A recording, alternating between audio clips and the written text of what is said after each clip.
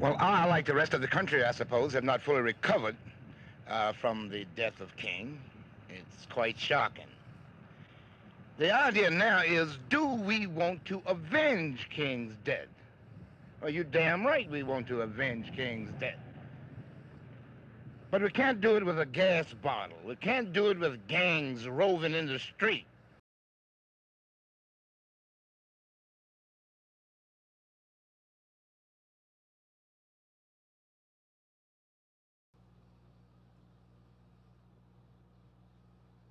Pittsburgh and state police will have some help tonight in keeping Homewood Brushton cool.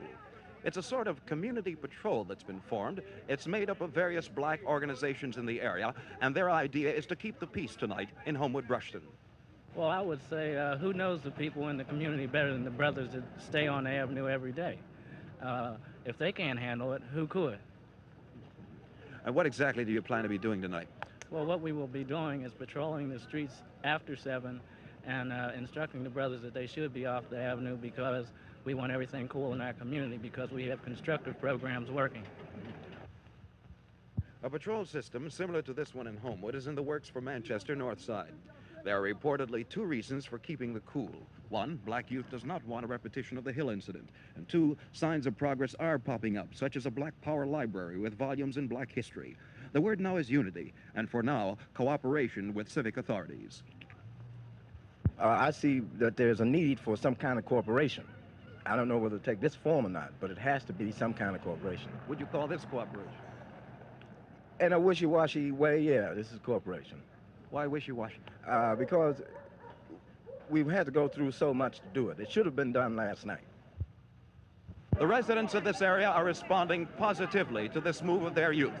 The youth says, together, young and old, we can do anything. Vic Miles reporting.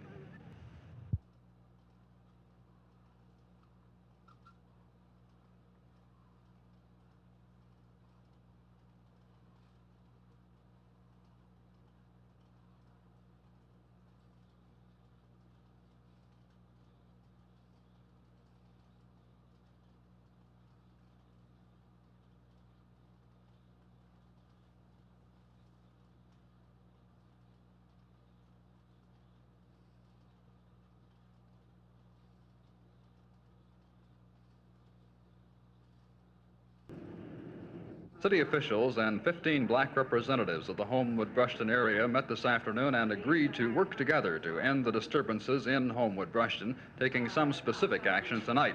However, no one would say just which action or actions would be taken, except that Mayor Barr's administration was responding to the neighborhood's administration. After the 2-hour meeting this afternoon, the only person who had any comment was William Bowie Hayden. We agree that everyone should make an effort to call in the boys out of the street.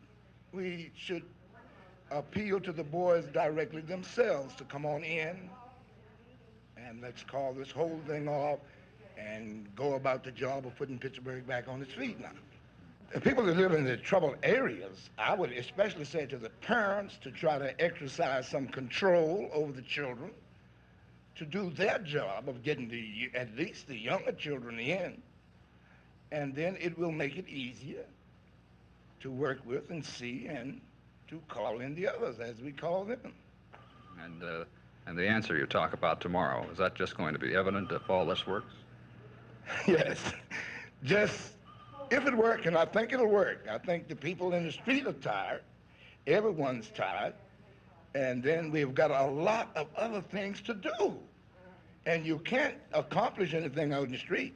We got jobs to do, goals that we're trying to reach, and we want them to come on in and help us reach these goals. Both sides were saying that details of the agreement or its success or failure would become evident by tomorrow. This is Larry Schmidt, Eyewitness News in the mayor's office. In the helicopter that was fired at this afternoon were the pilot Dub Bailey and Tom Offerman, a city detective. What happened this afternoon, Mr. Bailey? We were flying an observation patrol in Homewood Brushton area and heard what we thought were rifle shots. Tom thought it was a pinging sound on the machine. I think it was shots fired from the rifle. And at the time, there was not a definite confirmation that there were, but later we learned that there were. actual shots. But you felt certain that they were rifle shots, Mr. Offerman. Yes, I heard a ping, something like hitting metal.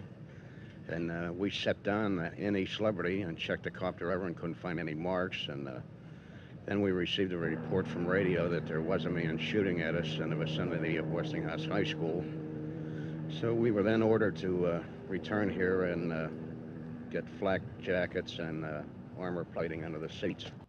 The 2 helicopters that have been pressed into service to help control the disturbances are operated by 5 pilots on a 24-hour shift. Marie Torrey, Eyewitness News.